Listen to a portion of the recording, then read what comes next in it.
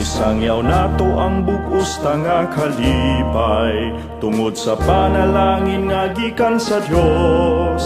Kinadan-agan tas kahayag kabililhon, kangit-ngit ipulihan sa kahibalo.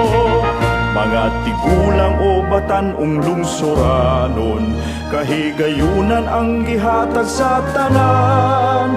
Pagkapot sa tinaguan, damgong gihamin sa ilang mga dughan, paglambo sa tanan.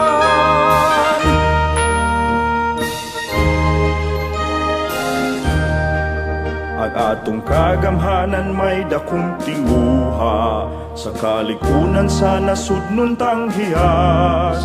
Ginagukod ang nagtinguhag kalaglagan, matanon ki ampingan ki panalipdan.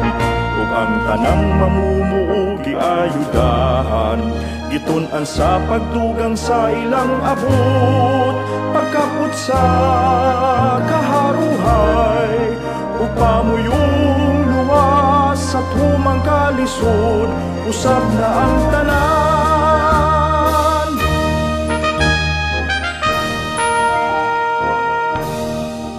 Buluhaton mahimo sa balay, makwartahan man adtong pugihan, ug ang pag-alam sa kabataan man, ginatudlo sa atong kababaynan.